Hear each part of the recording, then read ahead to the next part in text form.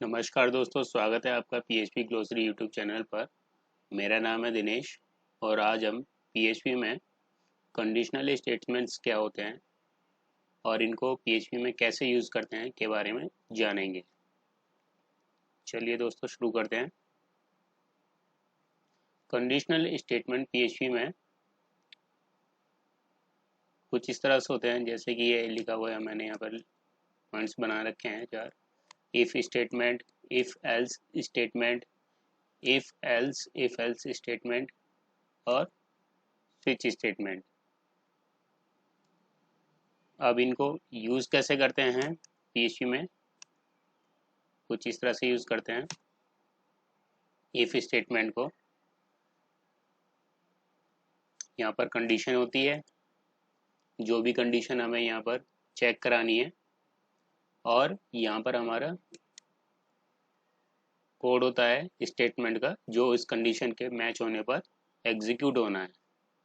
Example के लिए मैंने यहाँ पर लिख दिया नेम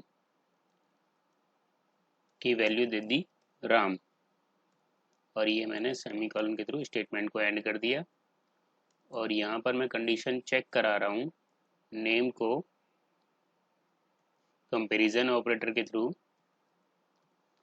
कि अगर इस नेम की वैल्यू राम है तो यहाँ पर प्रिंट कर दे your most welcome mister Ram, इस तरह से।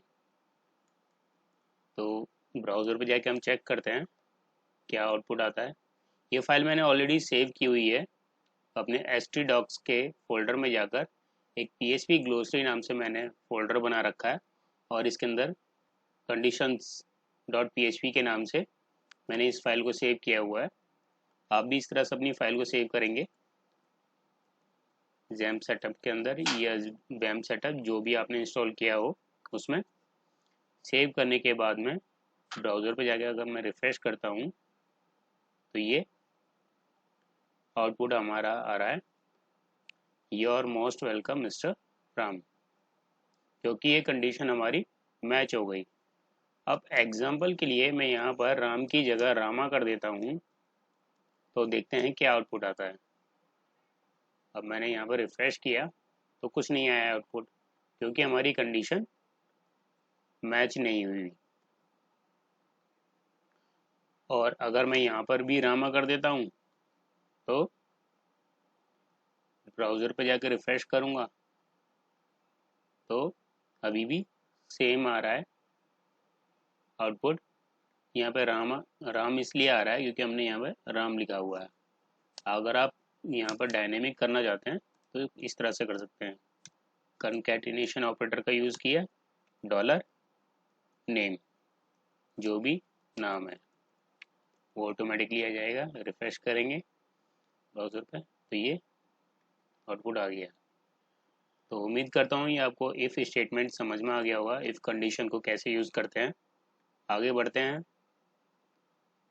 इफ़ एल्स, एल्स में हम यहाँ पर कुछ इस तरह से लिखेंगे एल्स। अभी तक हम क्या कर रहे थे, सिर्फ कंडीशन मैच होने पर ही हमारा ये वाला कोड एग्जीक्यूट हो। इसमें आप मल्टीपल लाइन का स्टेटमेंट कोड लिख सकते हैं इस तरह से। एग्जांपल के लिए इको, यहाँ पर मैंने लिख दिया यू लिव इन इंडिया, ठीक है। अब ब्राउज़र पर जाकर रिफ्रेश करूँगा तो ये आ गया यू लिव इन इंडिया, लेकिन ये अलग अलग लाइन में नहीं आ रहा है। इसके लिए हमने लाइन BR टैग का यूज़ करना है। स्टार्टिंग में रिफ्रेश करेंगे तो ये नेक्स्ट लाइन में आउटपुट आ गया। इस तरह से आप मल्टीपल लाइंस का स्टेटमेंट लिख सकते हैं कंडीशन ट्रू होने पर। सिमिलरली आप यहाँ पर कंडीशन फॉल्स होने पर भी आप मल्टीपल लाइन का कोड एग्जीक्यूट कर सकते हैं। एग्जाम्पल के लिए मैंने यहाँ पर पेस्ट किया और यहाँ पर मैं चेक करा रहा हूँ। अभी क्या था, ये कंडीशन ट्रू होने पर ये कोड एग्जीक्यूट होता था। अब यहाँ पर जब कंडीशन मैच नहीं होगी, अगर कोई राम के अलावा कोई और नाम है तो उस केस में यहाँ पर ये एग्जीक्यूट होना चाहिए इस तरह से, योर मोस्ट वेलकम, उसका नाम आ जाएगा जो भी है, और साथ में यहाँ पर हम लिख देते हैं I don't know where do you live. इस तरह से मैं ब्राउज़र पर जाकर रिफ्रेश करूँगा तो अभी हमारी कंडीशन ट्रू है, इसीलिए ये आउटपुट आ रहा है यू लिव इन इंडिया। अगर मैं यहाँ पर लिख देता हूँ राजेश, अब क्योंकि ये कंडीशन मैच नहीं हो पा रही है तो अब ये वाला कोड एग्जीक्यूट होना चाहिए। ब्राउज़र पर जाकर रिफ्रेश करूँगा तो अब ये वाला एल्स वाला हमारा कोड एग्जीक्यूट हो गया है। Your most welcome mister Rajesh, I don't know where do you live. उम्मीद करता हूँ आपको इफ एल्स स्टेटमेंट भी आपको समझ में आ गया होगा, इफ एल्स कंडीशंस को कैसे यूज़ करते हैं। आगे बढ़ते हैं if else if else. If else क्या है, मेनली सीरीज है कंडीशंस की।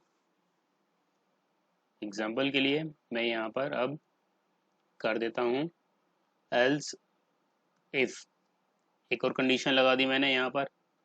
एक तो ये हो गई, अगर नेम में रामा है तो ये वाला कोड एग्जीक्यूट होना चाहिए। आप इसको एक साथ भी लिख सकते हैं और इस तरह से अलग से भी लिख सकते हैं इफ एल्स को। और यहाँ पर मैंने लिख दिया डॉलर नेम इक्वल टू, अगर राजेश है तो ये वाला कोड एग्जीक्यूट होना चाहिए। अब ऐसे ही फिर यहाँ पर मैंने एल्स लगा दिया, यहाँ पर, और यहाँ पर मैं कंडीशन लिखता हूँ echo I don't know your name. इस तरह से कि अगर रामा हो तो ये वाला कोड एग्जीक्यूट होगा हमारा, ऐसे ही राजेश हो तो ये वाला कोड एग्जीक्यूट होगा, लेकिन इन दोनों में से अगर कोई नहीं है तो ये वाला कोड एग्जीक्यूट होगा। अब मैं ब्राउज़र पे अगर रिफ्रेश करता हूँ तो अभी हमारी सेकंड कंडीशन ये वाली मैच हो रही है, इसलिए ये वाला कोड एग्जीक्यूट हो रहा है। अब मैंने यहाँ पर लिख दिया रमेश। अब रमेश नाम ना तो यहाँ पर मैच हो रहा है और ना ही यहाँ पर मैच हो रहा है, तो मतलब ये वाली कंडीशन भी फॉल्स है। फिर इसके बाद वो यहाँ पर आएगा, कंट्रोल कुछ इस तरह से एग्जीक्यूट होगा जब हम फाइल को रन करेंगे। पहले वो यहाँ पर आएगा, देखेगा डॉलर नेम में राजेश है, ठीक है, स्टोर कर लिया। अब उस डॉलर नेम को मैच करेगा इससे, अगर ट्रू है तो ये वाला कोड एग्जीक्यूट कर देगा। अब क्योंकि ये ट्रू तो नहीं है, अब इसीलिए वो नेक्स्ट कंडीशन पे मूव हो जाएगा, फिर वो यहाँ पर आएगा इफ एल्स पे। अब यहाँ पर वो चेक करेगा फिर से डॉलर नेम की वैल्यू राजेश है, कंडीशन ट्रू है तो ये वाला कोड एग्जीक्यूट कर देगा, अदरवाइज नहीं। अभी के अकॉर्डिंग कंडीशन ट्रू नहीं है तो वो फिर से एल्स वाली कंडीशन पे जाएगा। अब एल्स वाली कंडीशन में वो ये वाला कोड एग्जीक्यूट कर देगा, क्योंकि यहाँ पर उसे कोई कंडीशन चेक नहीं करनी और वो डायरेक्ट ये वाला कोड एग्जीक्यूट कर देगा। मैं ब्राउज़र पे जाकर रिफ्रेश करता हूँ तो ये आ गया आउटपुट हमारा, आई डोंट नो योर नेम। इस तरह से तो उम्मीद करता हूँ आपको if else if if statement else if else statement और इफ एल्स स्टेटमेंट ये तीनों आपको समझ में आ गए होंगे। आगे बढ़ते हैं स्विच स्टेटमेंट पे। स्विच स्टेटमेंट नॉर्मली इसी तरह से ही वर्क करता है इफ एल्स की तरह। स्विच स्टेटमेंट में भी इसी तरह से कंडीशंस मैच करते हैं, एक वेरिएबल को मल्टीपल वैल्यूज से मैच करते हैं, लेकिन उसका लिखने का पैटर्न कुछ अलग होता है। तो मैं इसको कमेंट कर देता हूँ। अब मैं स्टार्ट करता हूँ यहाँ पर अपना स्विच स्टेटमेंट। इस कोड को भी मैंने यहाँ पर कर दिया। अब यहाँ पर हम करते हैं स्विच स्टेटमेंट। कमेंट किया मैंने इसको, यहाँ पर मैं लिखता हूँ स्विच। इस तरह से ये इसका पैटर्न होता है स्विच स्टेटमेंट लिखने के लिए। यहाँ पर हमारा वेरिएबल आएगा $नेम, और यहाँ पे हम कर लेते हैं इस बार डे, और यहाँ पर मैंने डे डिफाइन कर दिया। डे इज इक्वल टू मैंने कर दिया मंडे। अब इस डे को वो यहाँ पर कंपेयर करेगा मंडे। अगर मंडे है तो ये स्टेटमेंट प्रिंट करेगा echo this is the first working day of the week. और कंडीशन मैच होने के बाद में ये कोड एग्जीक्यूट करेगा और इसके बाद में इस कंडीशन से बाहर चला जाएगा, मतलब आगे का कोड एग्जीक्यूट नहीं करेगा। अगर कंडीशन मैच नहीं होती है सपोज कीजिए, तो वो नेक्स्ट केस पे मूव हो जाएगा यहाँ पर इस तरह से।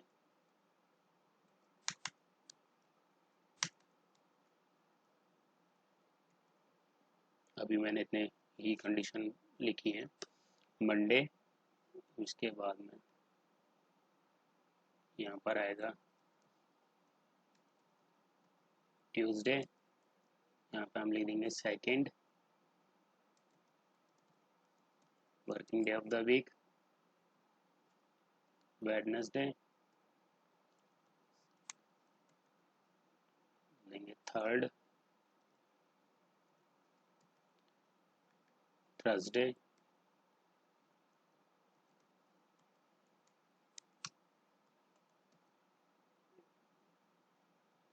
यहाँ पर लिख देंगे fourth.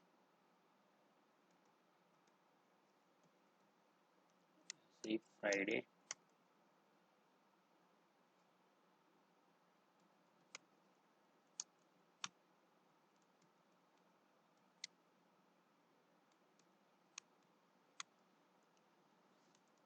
Fifth working day of the week.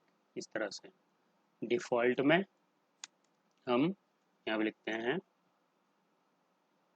Eco this is holiday, मतलब आज जो भी दिन होगा इनके अलावा वो हॉलीडे कंसिडर किया जाएगा, छुट्टी कंसिडर की जाएगी। तो अब वो इस तरह से स्विच स्टेटमेंट इस तरह से काम करेगा कि पहले डॉलर डे की वैल्यू को कंपेयर करेगा वन बाय वन केस से। पहले इसे इस केस से फर्स्ट केस से कंपेयर करेगा।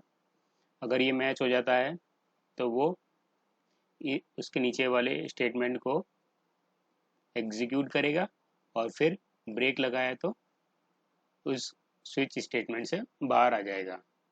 अगर वो मैच नहीं करता फिर नेक्स्ट केस पर मूव हो जाएगा, इसी तरह से उससे नेक्स्ट पर। अगर इनमें से सपोज कीजिए कोई भी केस मैच नहीं होता है तो वो फिर यहाँ पर डिफ़ॉल्ट केस पर जाएगा, और यहाँ पर डिफ़ॉल्ट में जो भी स्टेटमेंट लिखा हुआ है उसे एग्जीक्यूट करके और ब्रेक कर देगा। ब्रेक कीवर्ड यूज़ होता है हमें कंडीशन से बाहर लाने के लिए, जिससे कि आगे का कोड एग्जीक्यूट ना हो और जल्दी से हम बाहर आ जाएं। अब मैं ब्राउज़र पर जाकर रिफ्रेश करता हूँ तो ये प्रिंट कर रहा है this is first working day of the week. हम देखते हैं हमने क्या लिखा था डे में। हमने लिखा था मंडे, इसलिए ये आ रहा है। अगर मैं मंडे की जगह यहाँ पर मैं कर देता हूँ फ्राइडे, देखिए यहाँ पे क्या आएगा output, this is fifth working day of the week. मतलब ये हमारा स्विच स्टेटमेंट काम कर रहा है। अब मैं फ्राइडे की जगह मैंने यहाँ पे लिख दिया सैटरडे, तो अब देखते हैं क्या आएगा। This is holiday. अब हॉलीडे हमने डिफ़ॉल्ट में लिखा हुआ था, इसलिए क्योंकि ऊपर के कोई भी केसेस मैच नहीं कर रहे हैं, इसलिए उसने डिफ़ॉल्ट वाले केस को एग्जीक्यूट कर दिया। या मैं अब यहाँ पर संडे लिखता हूँ तो इस केस में भी यही आएगा, SUNDAY संडे। तो इस केस में भी ये यही आएगा। मतलब कोई भी वैल्यू अगर इन केसेस में मैच नहीं हो रही है तो उसके अलावा जो भी डिफ़ॉल्ट केस में कोड पड़ा होगा ये उस को एग्जीक्यूट कर देता है और एग्जीक्यूट करके बाहर आ जाता है। तो स्विच स्टेटमेंट इस तरह से काम करता है। उम्मीद करता हूँ दोस्तों आपको ये इफ़ एल्स स्टेटमेंट और स्विच स्टेटमेंट समझ में आ गया होगा। अगर आपको इस वीडियो से कुछ सीखने को मिला है तो इसे लाइक करें, दोस्तों के साथ में शेयर करें, और अगर कोई डाउट है तो कमेंट बॉक्स में टाइप करें। और अभी तक आपने यूट्यूब चैनल को सब्सक्राइब नहीं किया है तो सब्सक्राइब बटन पर क्लिक करके सब्सक्राइब कर लीजिए, जिससे कि आपको आने वाले नए वीडियोस के अपडेट्स समय पर मिलते रहें। तो मिलते हैं नेक्स्ट वीडियो में, तब तक के लिए बाय बाय। अपना और अपनों का ख्याल रखें और डेली कुछ नया सीखने की कोशिश करें।